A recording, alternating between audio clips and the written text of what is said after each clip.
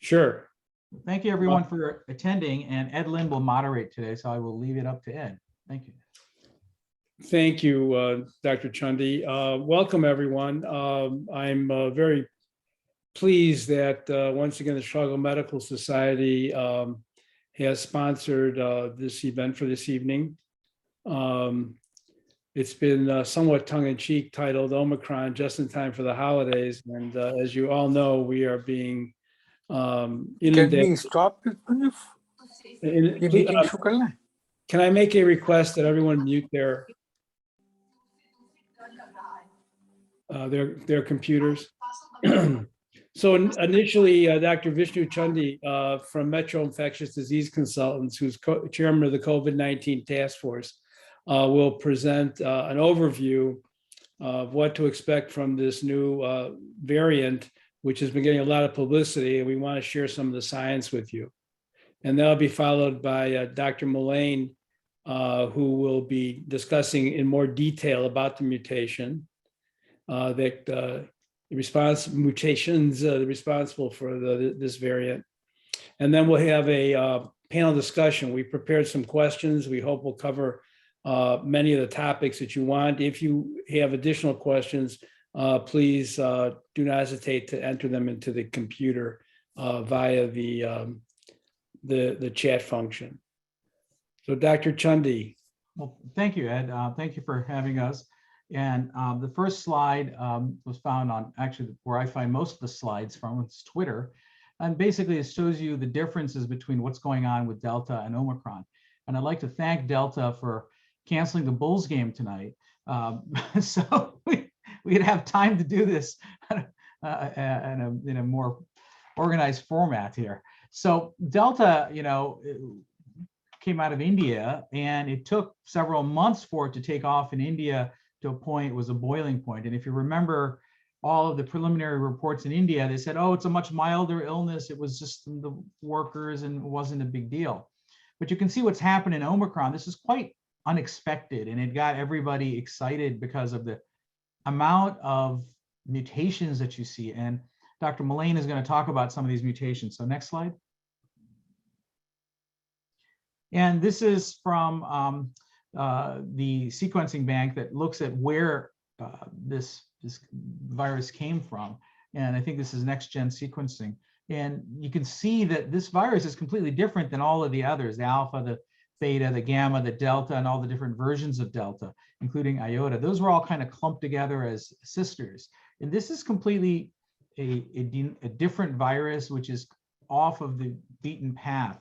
And it seems to have arisen, the two theories of thought. One is that it arose from a person who was immunocompromised in Africa with advanced HIV and had a prolonged viremia and the ability to accumulate all these mutations.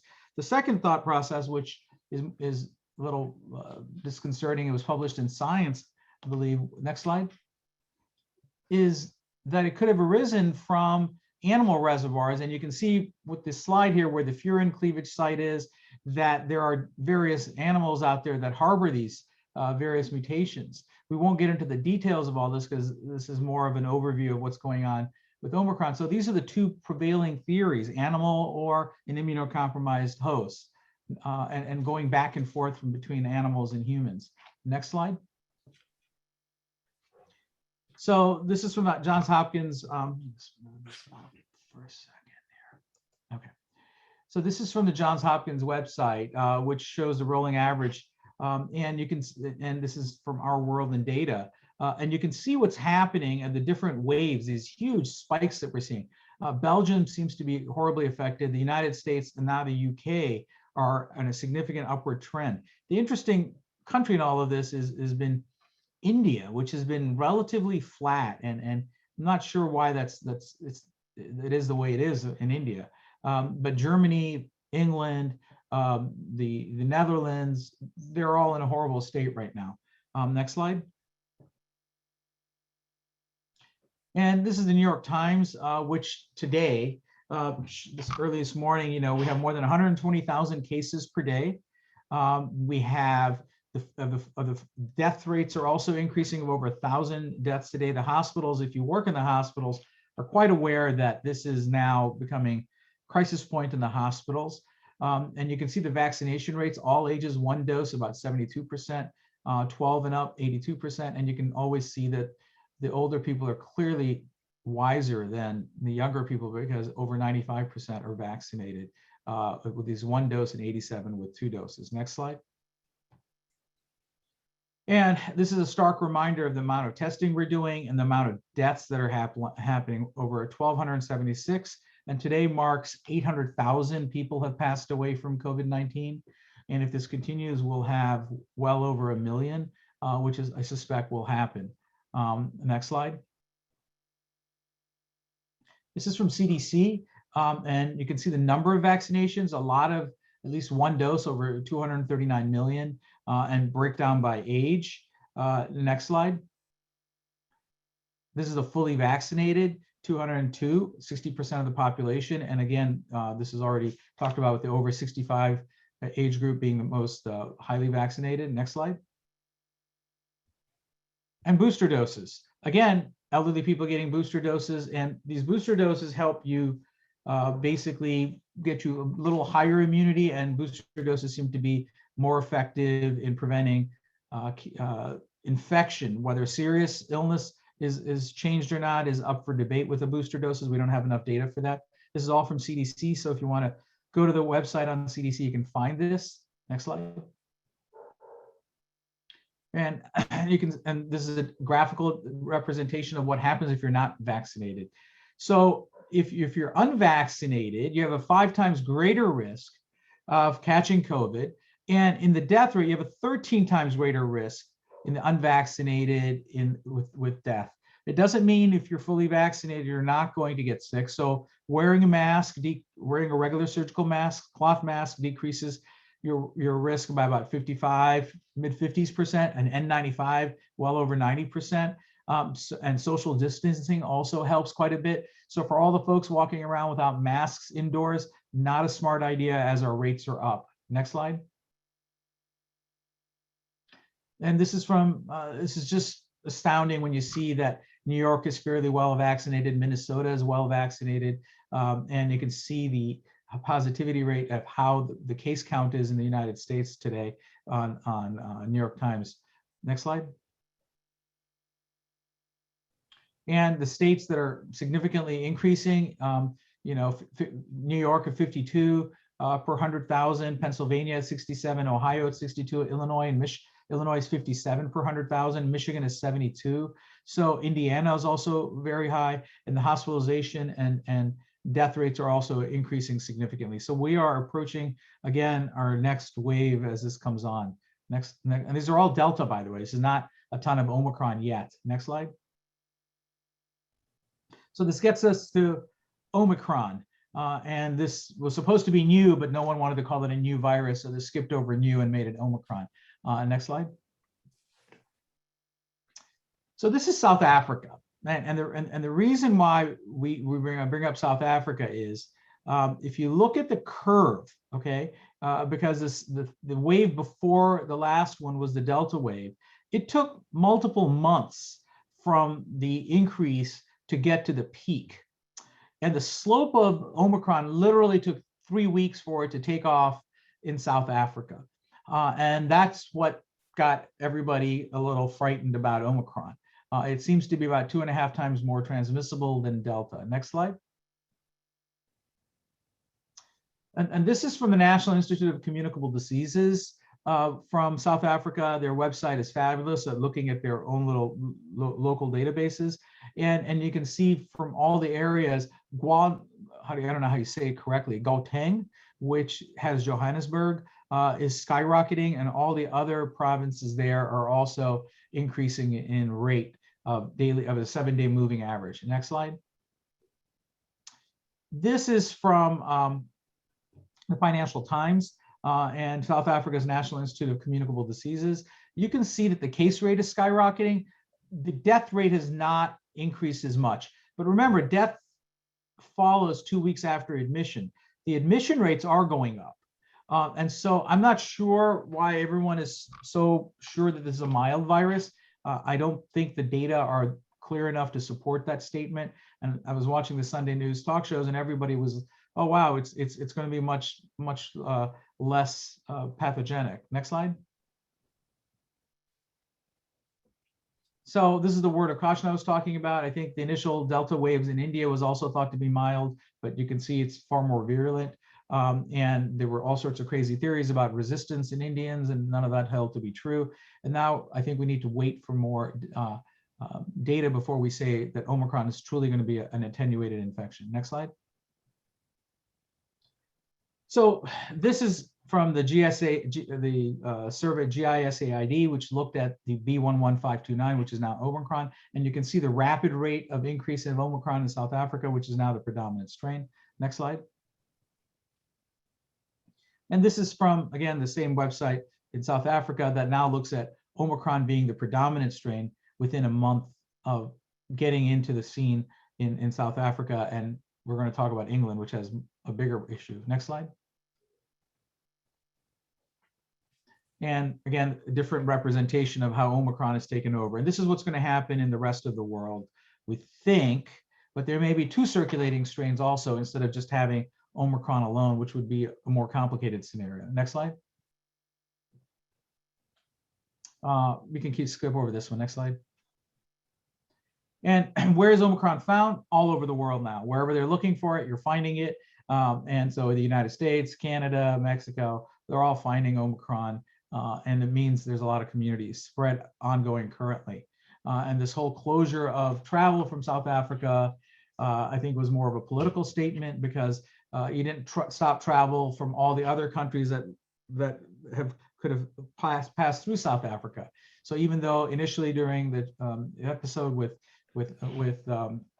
coronavirus, we stopped everyone from China, we didn't stop everyone from coming in everywhere else. So they came in from Seattle and all other countries. So this travel ban will not work. Next slide. This is the UK data, which is very disconcerting. The green number, the green slide that you're seeing over in the corner is Omicron.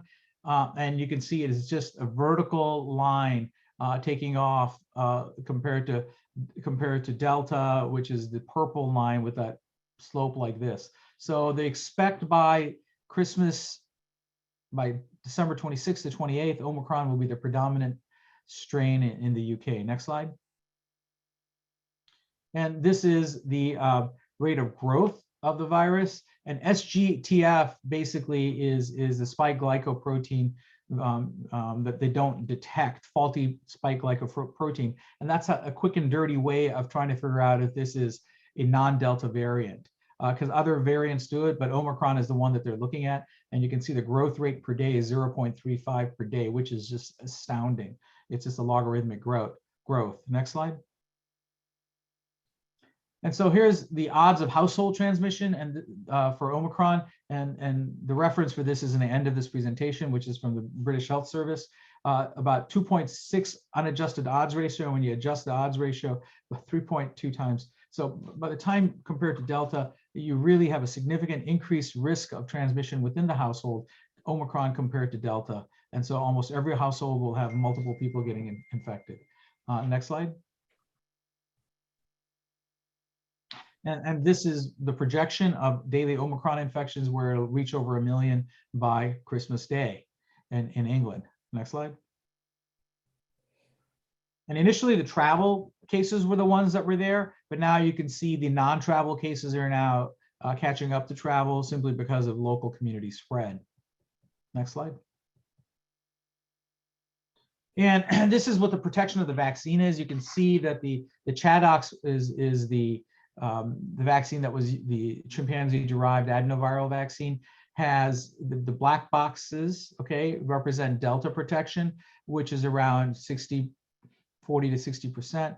And depending on, and then you can see over here what happens with Omicron, much less effective. And the same thing happens with BNT 162, which is Pfizer vaccine, for 2 doses for infection. We don't know about serious illness. Next slide. And then Omicron and prior infection with neutralization assays. This is kind of a busy slide, but basically what it tells you is that with Omicron, which is that B11529, there's really not much protection unless you're super immune. That means you either had an infection and vaccination or vaccination and infection, in which case you do still have significant protection. This seems to be the most, what we used to call hybrid immunity, the most effective immunity. So next slide. And this is the reference. You can click on that and look at the, it's an excellent technical report. Next slide. The US modeling, quickly. Let's get to this. Next slide, please. So this is a projection about what will happen by JP Wheeland, of what is by mid-January, probably end of January, we will have mostly Omicron here. That is yet to be truly worked out. You may have both circulating Delta and Omicron if it doesn't follow the South African model. But for the most part, we have followed what England has done throughout the pandemic. Next slide. No, what is that yellow thing there? And all the testing that we do, all the tests do work. There's no test that doesn't work. Next slide.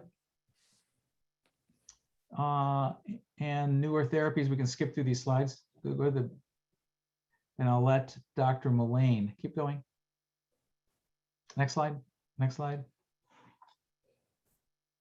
Next slide.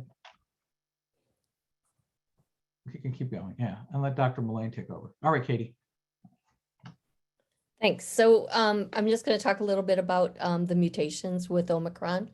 So there's at least 32 spike mutations. Some of them were previously known and were associated with escape of our neutralizing antibodies, but 26 are unique mutations. And we don't know if these are going to be protagonistic or antagonistic in their function. So Omicron has multiple mutations in both the receptor binding domain and the N-terminal domain that are associated with resistance to both neutralizing and monoclonal antibodies. And then the most concerning is a cluster that occurs in the furin ring that Vishnu is talking about that allows the virus to enter cells more efficiently. It also has some of the other deletions that we're seen in other viruses, like the NSP6 deletion, which is associated with immune evasion.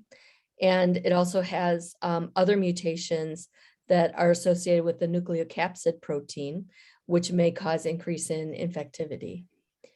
Next slide, please. Or can I do it? So just to look at this Omicron spike mutations versus other viruses. Red tends to be known bad mutations that we had from our other variants. Yellow means that there's meaningful biological changes, maybe making the virus fitter and faster and feistier.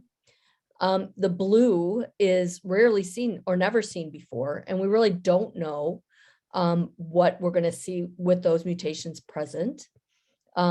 Green is our fixed one that has occurred since the early epidemic that came from Wuhan. And purple are completely new, never seen before.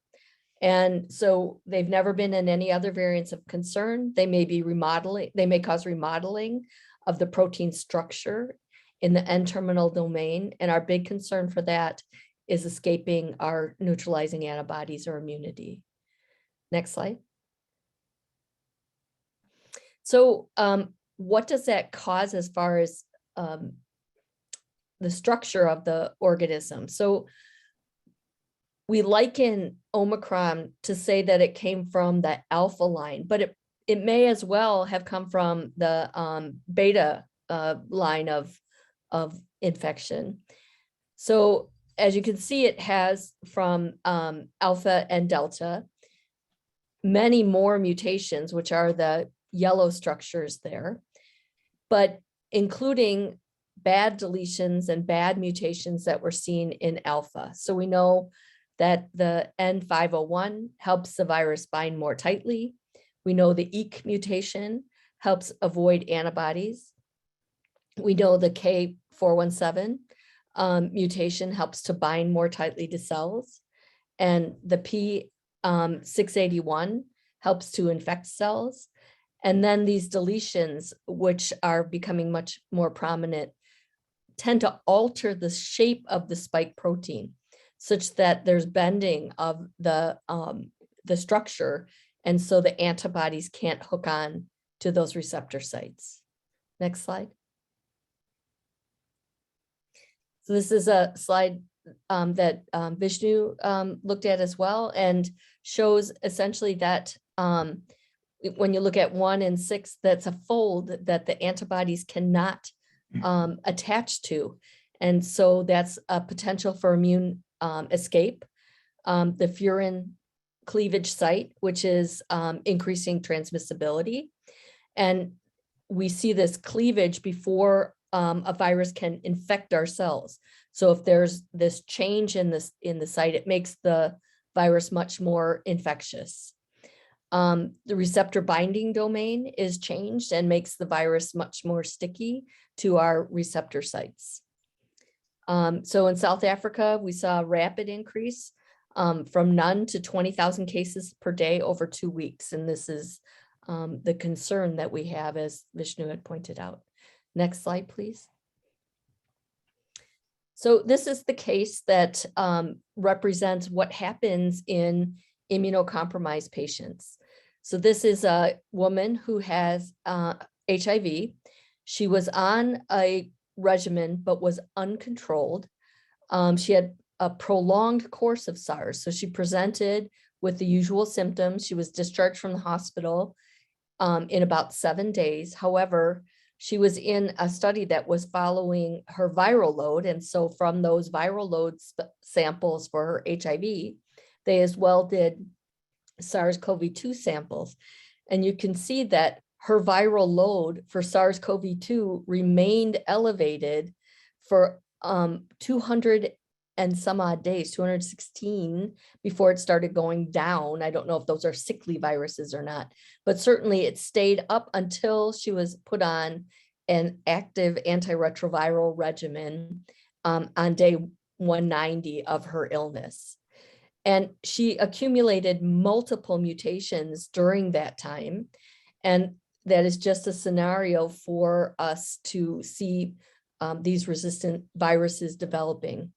And we know that's the case for beta, which is what happened in a hematologic malignancy patient in England. And so we shouldn't be surprised that this happens, which means that we need to make sure that patients around the world have adequate health care to prevent these things from happening, have antiretroviral therapy, and that people who can be vaccinated around immunocompromised people be vaccinated.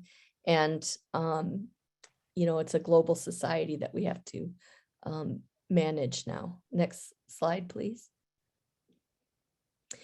So Omicron isn't just one strain, as you could see from the slide that Vishnu showed with the phylogenetic tree. And there's anywhere from 78 to 96 mutations.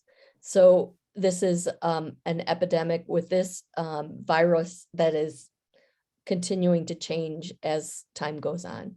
And we don't know if, again, those increased in the number of mutations is going to make it more infectious or less so. Next slide.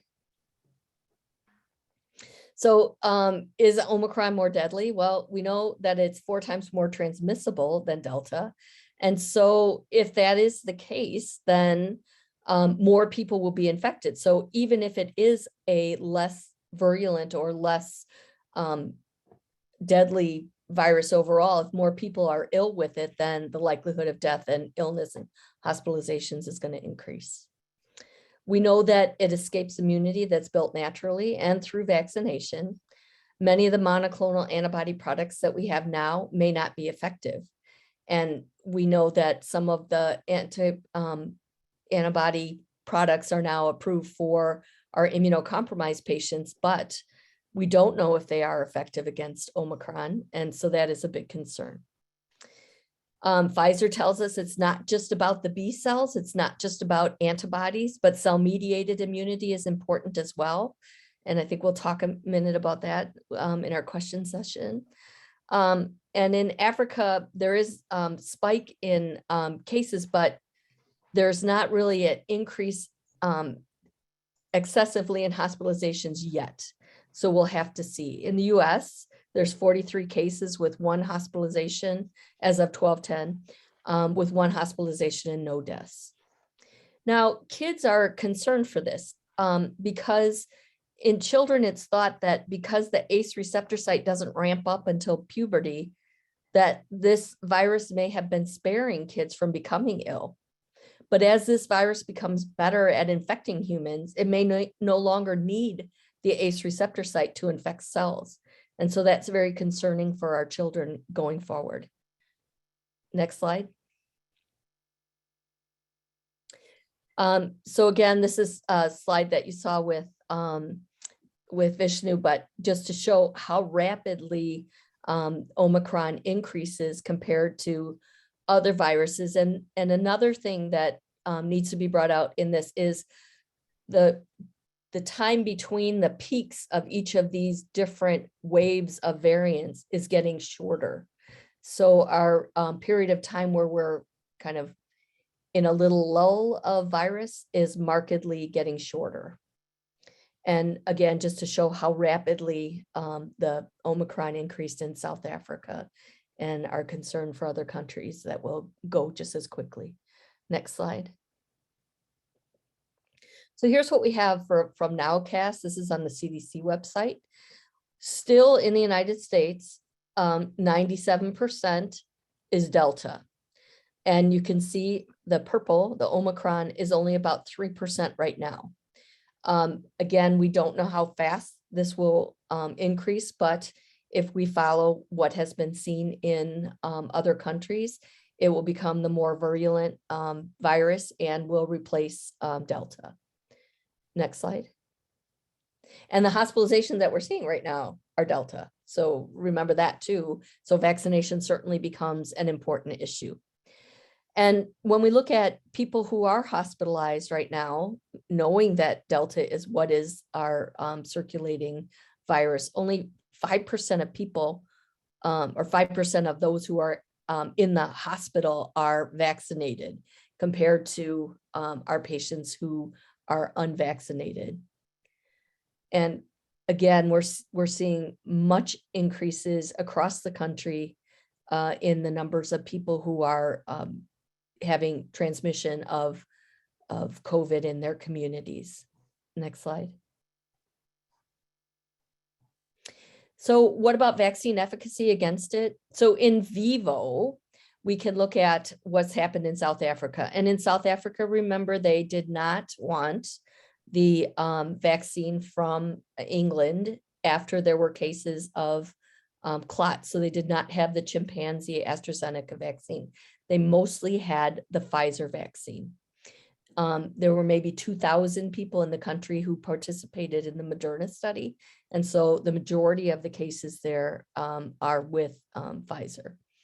So overall, from this rise of cases, 211,000 coronavirus cases, about 78,000 have been attributed to Omicron. Hospitalizations are lower than the rate that was seen at the start of the pandemic. And the symptoms appear to be less. And we still see a 33% drop in infections in those patients who are vaccinated. So the vaccine efficacy is still at 70%, which, you know, is what we had hoped for our vaccines when we first started the whole vaccine campaign.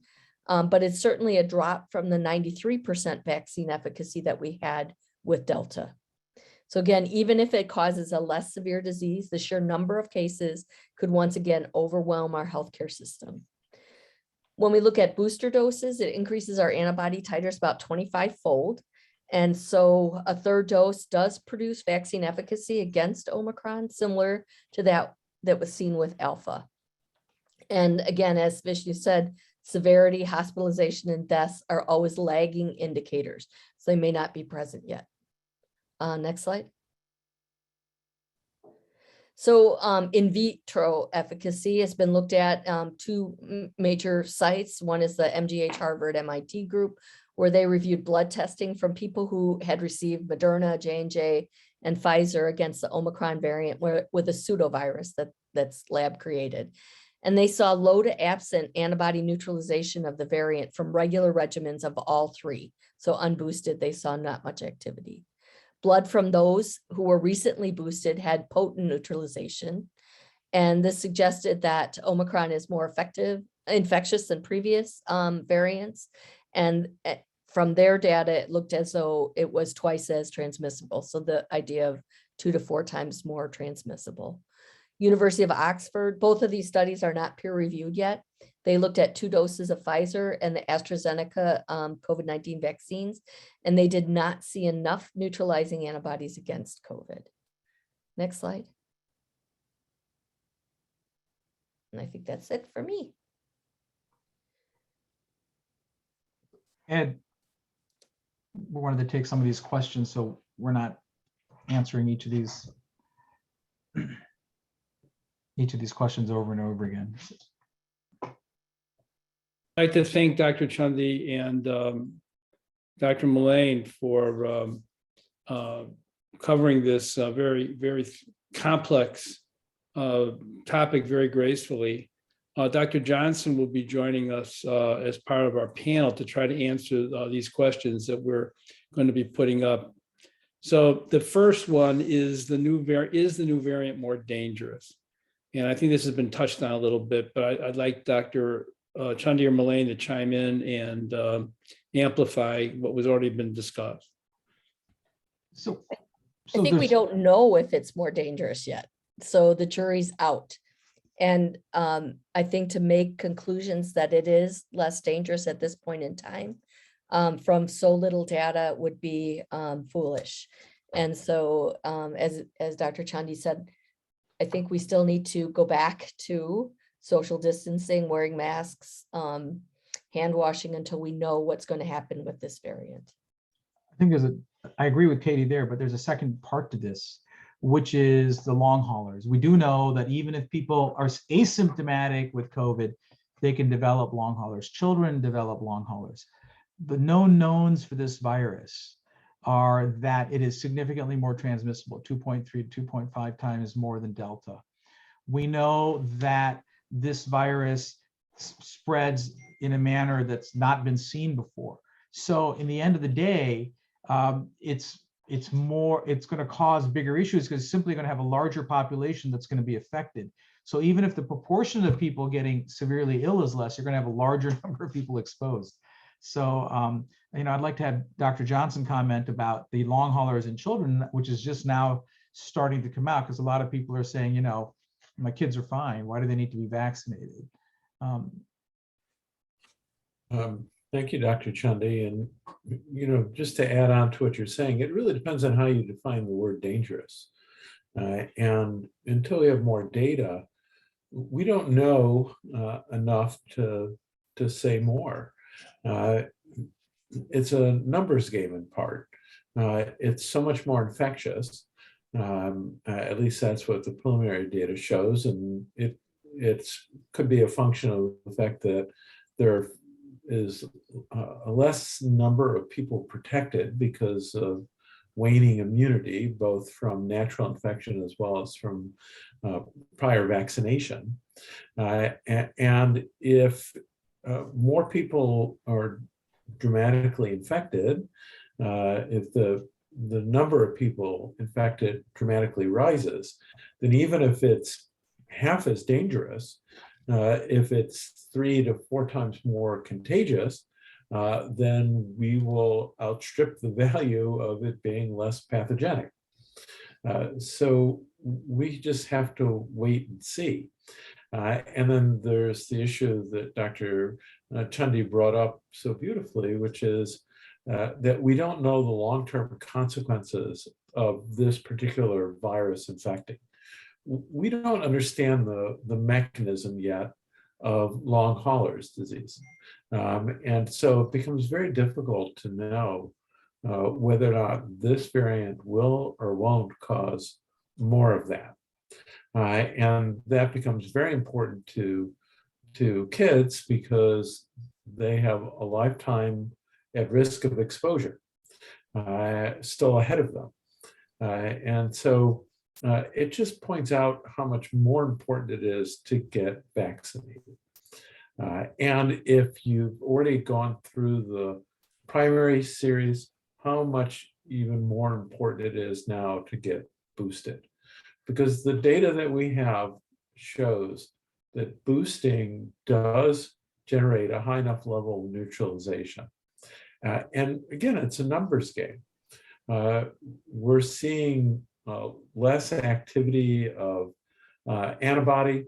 So, one way to think about this is if the previous vaccination generated 10 different kinds of neutralizing antibody, but now only 3 of them are working compared to the 10 that were working, then you're going to have to boost the levels of those 3 in order to get the same level of efficacy.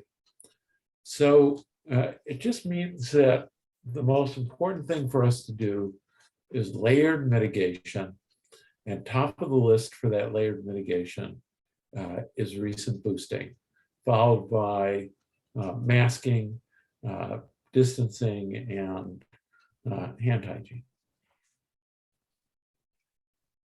Thank you. I'd like to have the next slide, please.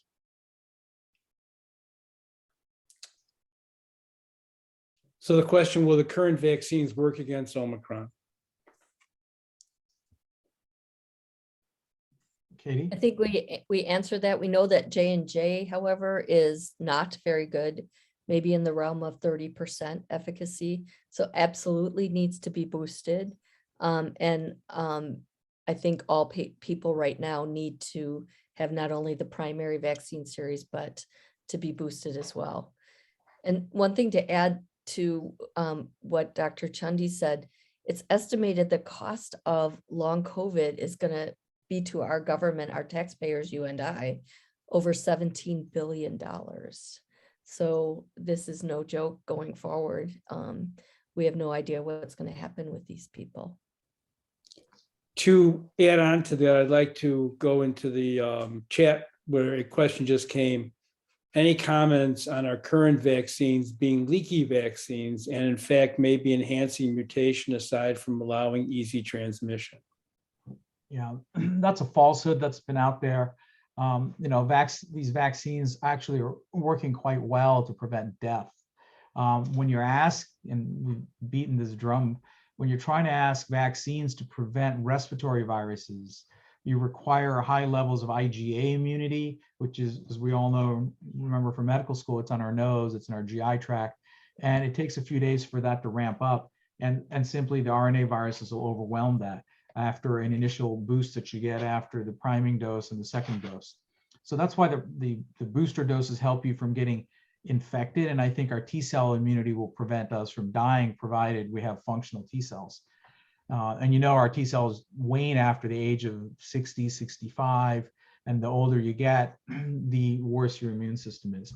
Clearly, the leaky part of it is in naturally infected people who have poor immune systems, who, as Katie elegantly showed in that HIV patient in a single patient, how long you could have viremia and the accumulated mutations.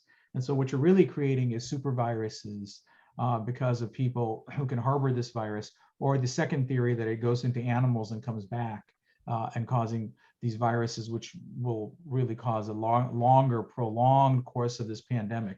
I think we're all ready to get out of this pandemic if we can get the world viral load down by vaccinating everybody.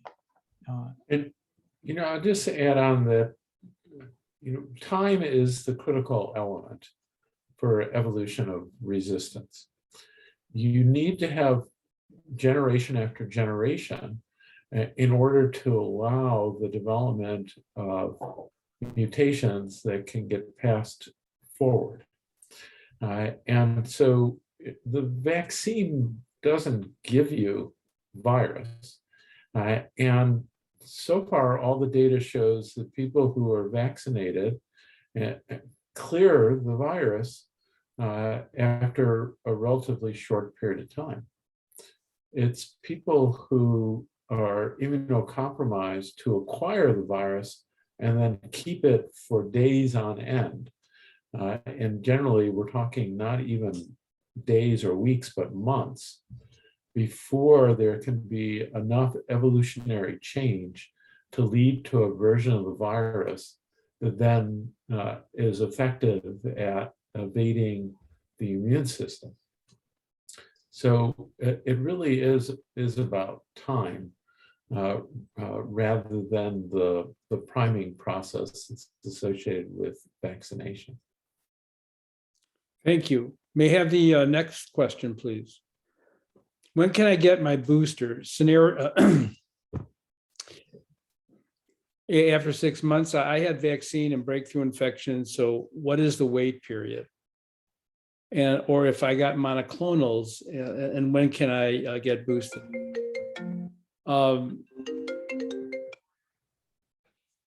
Katie, that's up your alley there. Yeah, so sorry, let me get back on to this meeting here. Okay, so when should I get my booster? So we know that at about 6 months, the antibody titers have waned low enough that it's really time. So at least before 6 months would be reasonable to get it. That said, you know, we don't want to have Hunger Games again for the vaccine. And when you look at the World Health Organization, we know that even with primary vaccination, that people are protected from death and from hospitalizations. They may be ill. Again, the long COVID issue becomes a concern. But I think 6 months is a reasonable period of time because we know from studies that that's about the time that the titers have fallen through. If you had vaccine and a breakthrough infection, what's the wait period for that? We would count that the breakthrough infection would be a boost, and 6 months after that would be reasonable. Monoclonals are kind of interesting. The question is, do they protect us against Omicron or not? And so we need to have the full data set on that. Looking at RegenCov, it lasts at least 4 to 5 months after a single dose. And so it has much longer activity than we initially imagined. I have a patient that I just did titers on who is a liver transplant patient. She got her dose in the end of August. She's a medical student, and so we were concerned about her. We checked her titers at Thanksgiving, and she was still over 2,000, which is very, very high. So that's good news, except if they're not active against Omicron, then that's going to be concerning.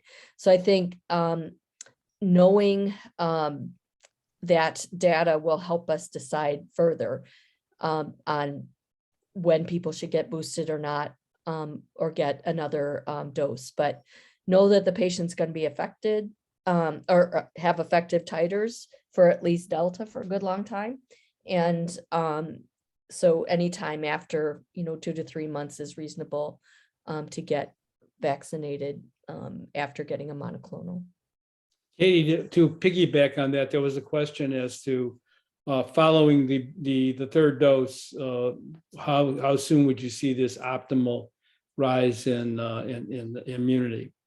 It's usually between 7 and 14 days that we see the bump. The optimal would be at about 27, 28 days. Thank you. May I have the next question, please? I had J&J, so what should I do? So the current recommendation, and I'll take this, is to offer a second dose in 2 months following the initial vaccination with the single dose vaccination with J&J. I, like many people, have been recommending that the second dose should be an mRNA vaccine, if that's available to the patients. And certainly in the Chicagoland area, it is. And so that's what the current recommendation that's being given at the sites that I'm working. Anyone else have anything in addition to add? I think too, it might be a concern if you had young women who had initially gotten on the J&J bandwagon. Because of the concern of the clotting disorder, you might want to consider an mRNA in them over J&J if you were sparing on what vaccines that you had available to you. May I have the next question, please? This will be going to Dan. Why should my kids get vaccinated if symptoms are mild? Long-term effects of vaccine or natural COVID infection on kids? I think we touched on this before, but I'd like you to field this one again. I'm happy to do so. And there are many reasons why your child should get vaccinated, even though the symptoms are mild. We'll first just relate to the individual child, which is, although it's true that the majority of children will have mild symptoms, it doesn't mean that they all do. And we can't predict who will and who won't. And if you compare the severity of disease and the risk of consequence from COVID to other diseases that we vaccinate children, it is a favorable equation to vaccinate against COVID because other diseases for which we vaccinate have lower risk compared to COVID to children, even though so many children get mild disease when they get infected with SARS-CoV-2. So it's definitely within the range of severe disease for which we vaccinate against other illnesses for us to vaccinate children with COVID, to prevent them from getting COVID. The other is that we know that there's a post-infectious syndrome, which is MIS-C, multi-system inflammatory syndrome of children. This occurs about 1 in 3,000 infections. And it matters not whether the child initially had mild disease or no disease. Again, we can't predict the consequences of COVID-19 or SARS-CoV-2 infection in children to be able to say that, oh, this is the child that's going to go on to develop MIS-C. And until we can do that, you have to assume that there is risk to any child who gets SARS-CoV-2 infection. The third reason to vaccinate is what we've talked about in terms of long haulers.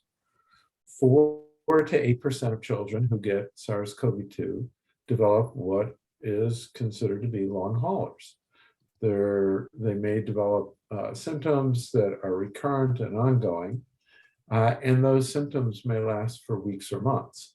Now, most of the time in children, long haulers is gone by 6 months, but not all.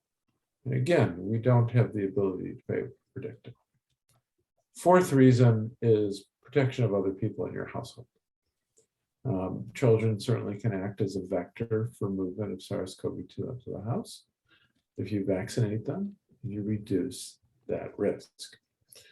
And of course, the fifth reason has to do with the mental health consequences of the pandemic. It makes children feel better to get vaccinated. There's data showing this, that they feel more protected. They are. They feel they can return to some more of their normal activities. They can. And this has important consequences in terms of depression and anxiety for children in order to allow them to feel that they're doing something active, which they are, in order to protect themselves and their family members. So we have a lot of good reasons to want to go ahead and vaccinate children. Long-term effects of the vaccine or natural COVID infection on kids.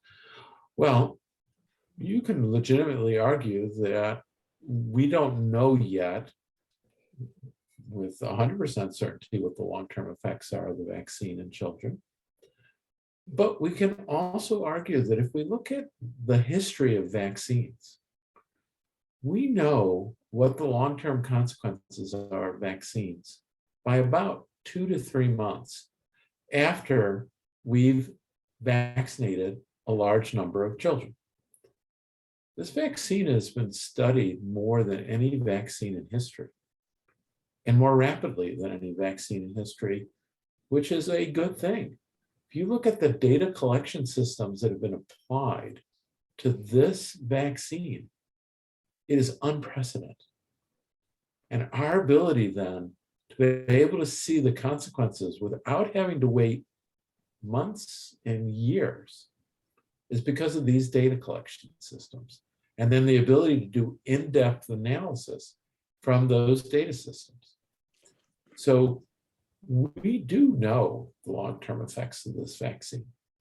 But I can't say to you that I know 100% all of them, because I can never prove the negative. Never. And so there's always at least some theoretical risk. But based on vaccine history, based on the history in adults, and now a very large number of children, we can say we know what's going to happen, and it's a safe vaccine. Thank you. I'd like to echo Dan's one other comment, that natural infection is always more dangerous than the vaccine, because the one frustrating thing that we've been observing is people not vaccinating their children because they're afraid of the vaccine is not safe. This is a proven safe vaccine. That's such an important point.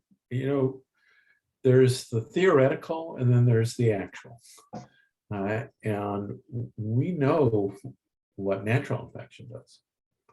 And by far, the risk from the vaccine is 10, 100 to 1,000 times lower than natural infection. And, you know, we all know, boys and girls, we all know this is never going away. So everybody's going to get it unless you're vaccinated and achieve some level of immunity. Yeah, I think we can apply this to in case of pregnant women, because there's still a great deal of hesitancy and clearly, and I'll be, hopefully if we get to that specific question on this, amplify this, but the natural infection is not a trivial problem in pregnancy, and the vaccine has been shown to be extraordinarily safe. So I'd like to move on to the next question, number 6. What is the difference between B cell response and T cell response in COVID? I'll take this one. So the B cell response is what everyone keeps talking about, prevention of infection with IgA and eventually IgG response. But the T cell response is what's going to save all of our, to use Ed Lindsworth-Tookus's in all this, I think, with all of these different variants. You know, it's a very polyclonal response. Shane Crotty's lab in San Diego has done great research on this. And it shows that the vaccines provide, both the mRNA vaccine as well as the Johnson & Johnson vaccine do provide good T cell responses. And yes, what we're looking at is infections. Oh my God, we're doing a PCR. Now you have to remember, we're doing a lot more tests now with PCRs than we were doing 6 months ago, 9 months ago. And so we're detecting a lot more minimally symptomatic infections.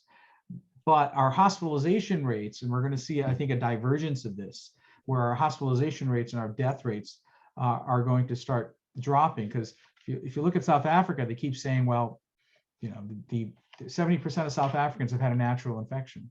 And so their T cell response from natural infection is persisting. And so they may get infected, but they're not dying at the same rate. The vaccine provides excellent T cell responses. You may get infected because your IgA response from B cells don't give you the same level of protection after 2 months after vaccination. And so T cell responses are our lifeline, and it's probably going to help us quite a bit. Dr. Mullane, Dr. Johnson, or Ed can add any other comments to this. Yeah, I'll just add that, you know, it's really this T cell response that makes us even more uncertain as to whether Omicron is less pathogenic or just that there have been so many people who were infected in South Africa that the severity of disease is less. It'd be a beautiful outcome if Omicron in some ways functions as an inhaled vaccine. That would be fantastic.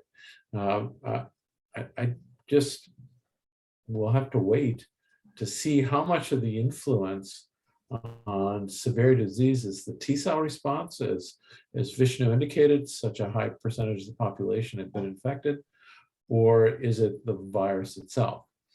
And time will answer that question. Thank you. May I have the next question, please? Masking during the holidays. What size gathering is safe? What is good practice for your house or your place of worship?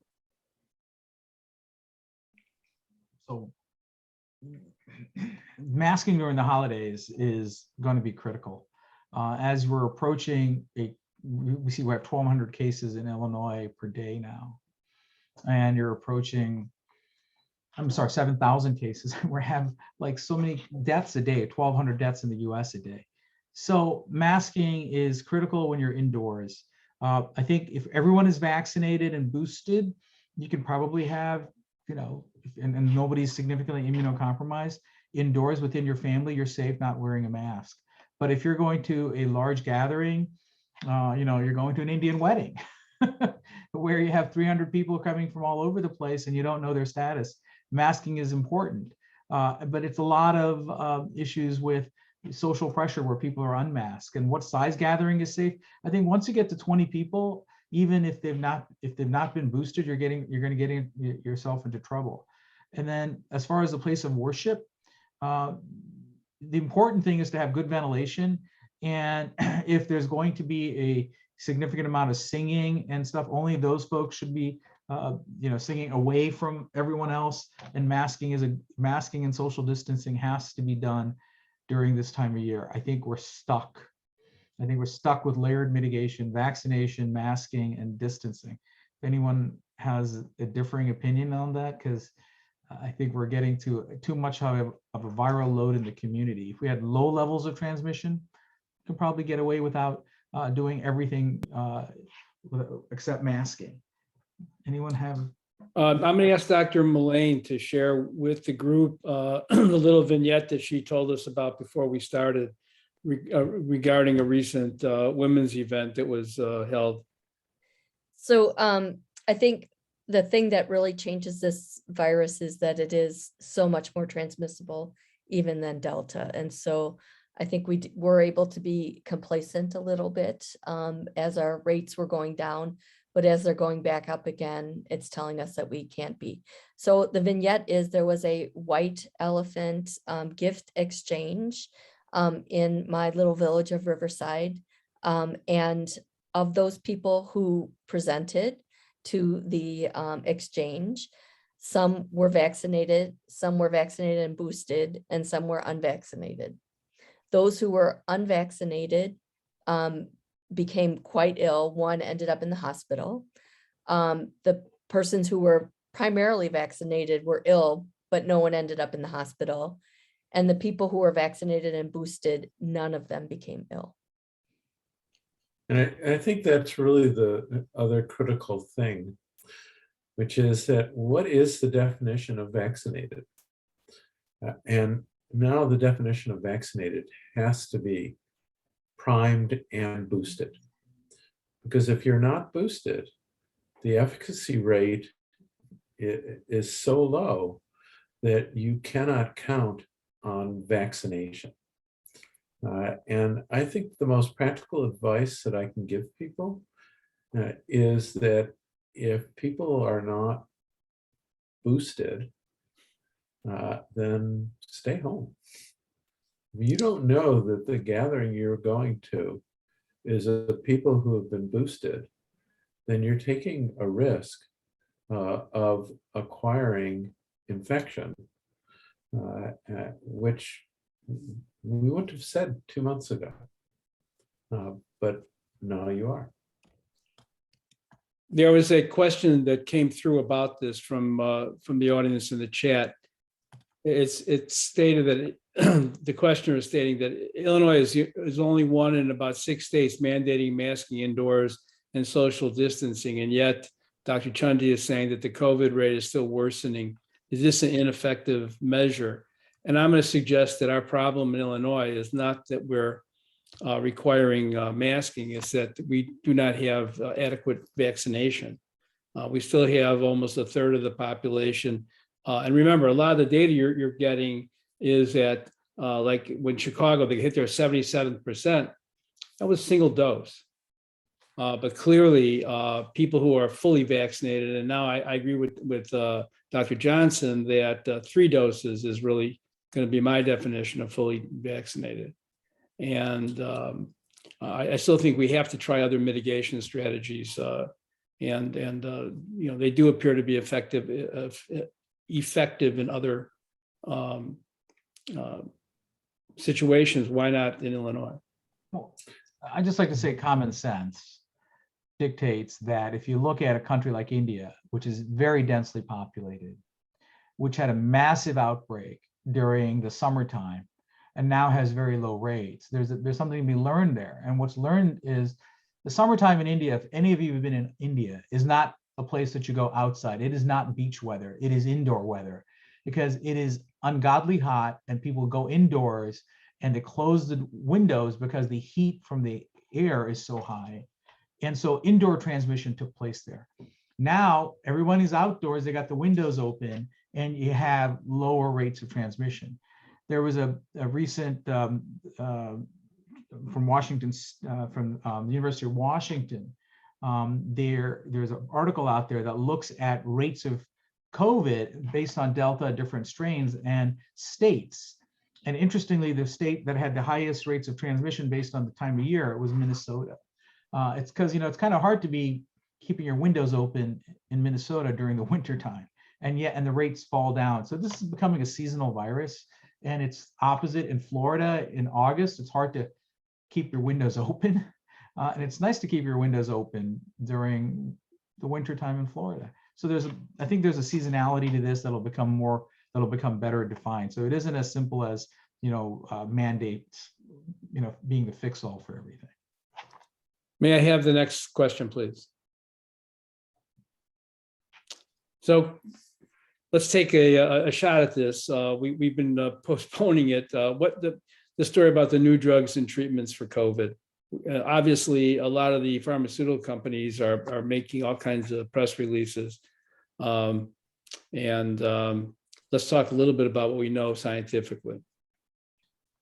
So there are several drugs. I think Katie can help with this coming out. Montelukast was the one that was out in you know, touting it by Merck. Unfortunately, the drug is not available for distribution yet. I'd say fortunately for physicians, because unlike the vaccines, this drug does have significant effects on your DNA and can cause significant birth defects.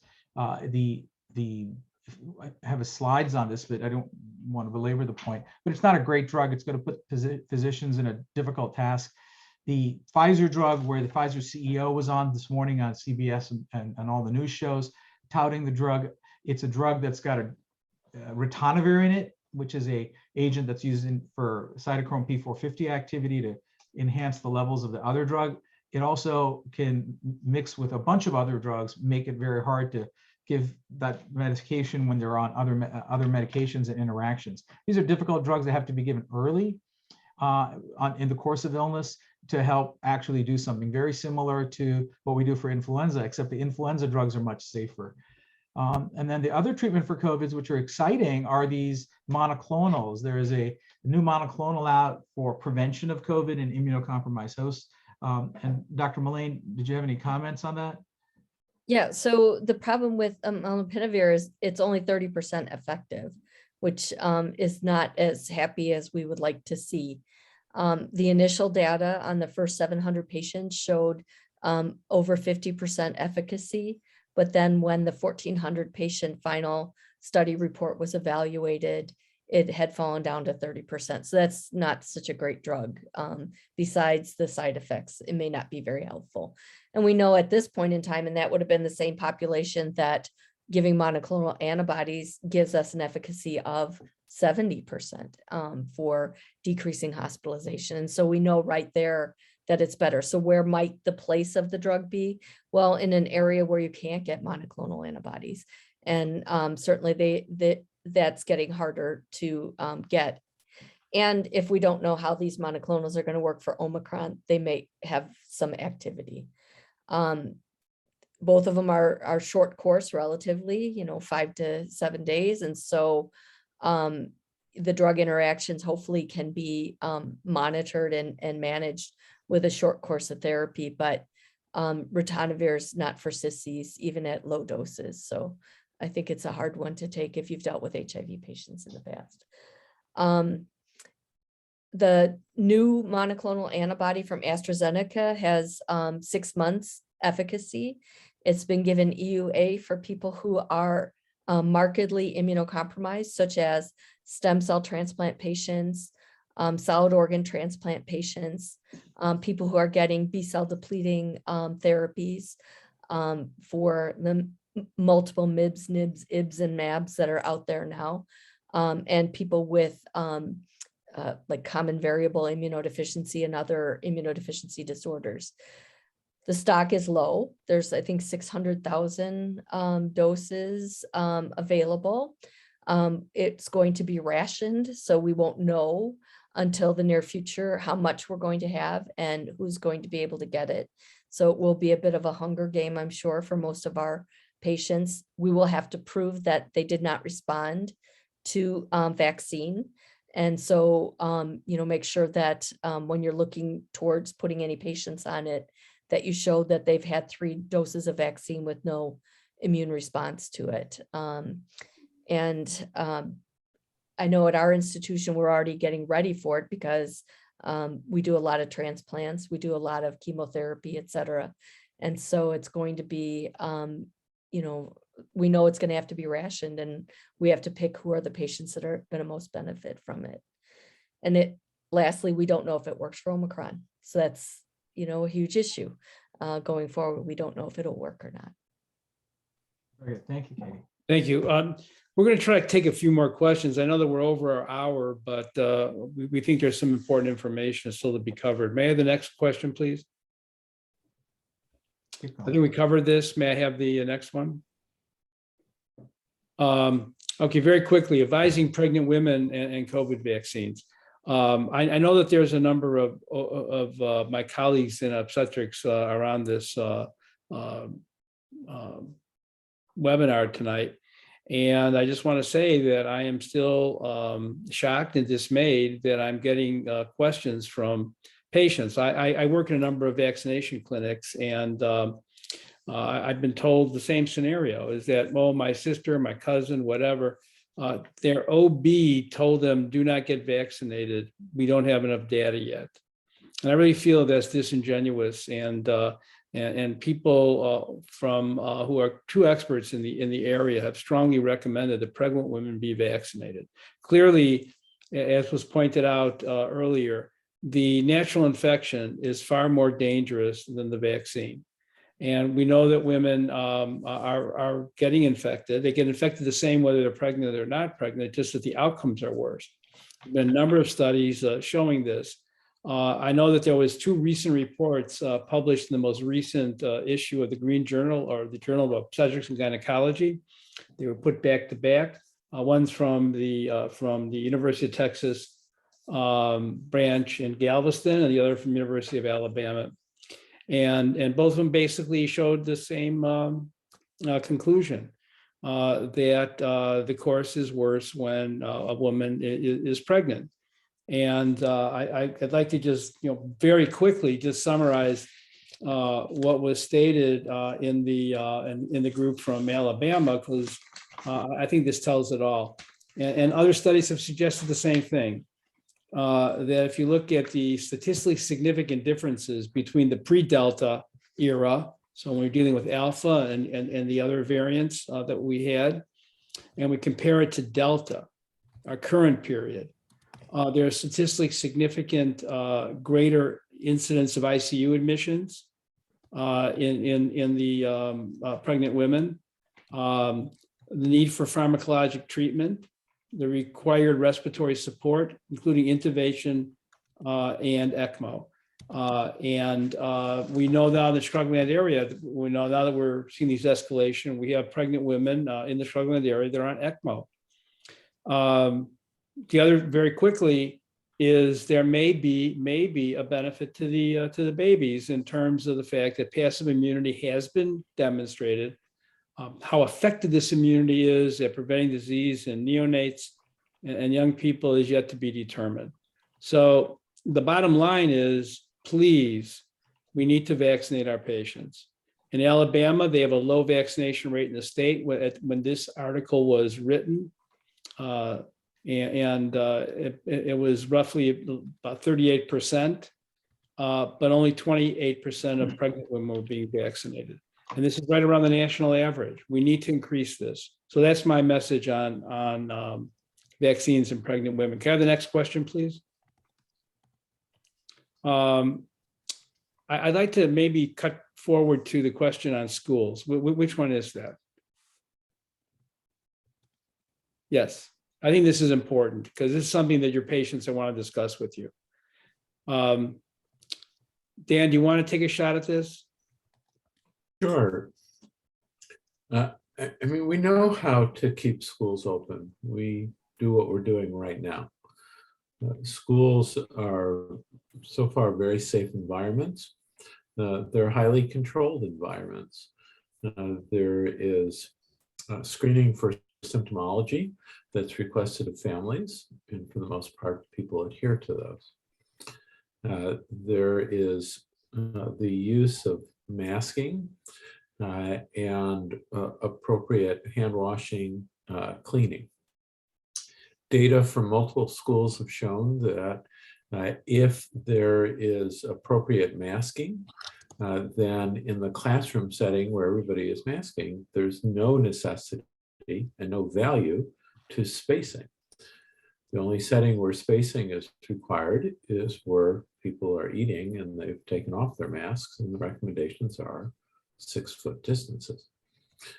We also know that there's great value, as has been said multiple times tonight, related to appropriate ventilation. And anything that we can do to improve ventilation in the classroom and in schools broadly is of value. And most of the school systems have looked extensively at the ventilation in the classroom setting and have found that ventilation is quite good. But in schools where there may be some classrooms or not, then those need to be fixed. No doubt about it. So at this point, we know that can keep schools open. We also know the consequences of not keeping schools open, and it's very high. Now, how can we make schools even more safe? Vaccinate. We know that we can vaccinate children age 5 and above. And so anything that you can do to promote in your school districts, at the schools your children attend, to get as many children vaccinated as is possible, and of course, to ensure that the adult staff are already vaccinated, is what we as medical providers should be doing. And these are things that can be done. You can promote a vaccination day at the school. You can contact the local health departments in order to get them to help participate in that. There are many organizations that are offering to help with that, including those and a program at the University of Chicago called Health for Chicago, which has been going around to schools doing on-site vaccination. But there are many such programs, and you can go ahead and make use of those. Are there testing scenarios? Well, sure, testing certainly helps to ensure that people who are asymptomatic are less likely to come to school. It's not clear how much transmission is occurring from asymptomatic children, but it's wise to be able to keep them out, and the use of the shield test and other tests to be able to do screening certainly provides some modicum of additional protection. And then finally, extracurriculars have been shown to be the most risky setting. And that's because at extracurriculars, there's much less oversight because, for better or for worse, coaches are so focused on the activities that they have not been especially focused on making sure that everybody is as masked as they could be. And then the other is that parents are very focused on that too, as are the athletes. So anything that can be done to try and improve awareness at extracurriculars of the importance of using masking on the sidelines, of using masking by audience and observers is something that we should try and do. And then, of course, testing prior to participation in those extracurriculars goes also a long way in terms of ensuring that there's less likelihood that infected people will be participating. I have one question about extracurriculars, Dan, because we've had wrestling teams now that have been 100% infected from 1 or 2 people. Should these high contact extracurriculars be encouraged to be tested? So if you have people on the wrestling team, football teams, basketball teams, there was lots of close contact. Yes, absolutely. That if we can do testing for participation, even with the rapid tests, even though the rapid tests are not 100% by any means, the greater the level of testing, the lower the likelihood that we will have infected individuals participating in those extracurricular events. Yeah, I just hope that people take these points home to their patients and to their local school boards and encourage people not to shut down activities, because it's really harmful for the children to not to have activities. This is a real critical time in their lives. We have Dr. Tariq Butt to close the meeting. Dr. Butt, is he there? He's there.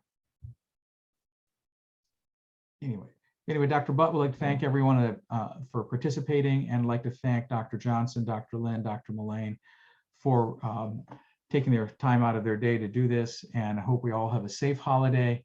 And Dr. Butt is now on as co-host. Go ahead, Dr. Butt.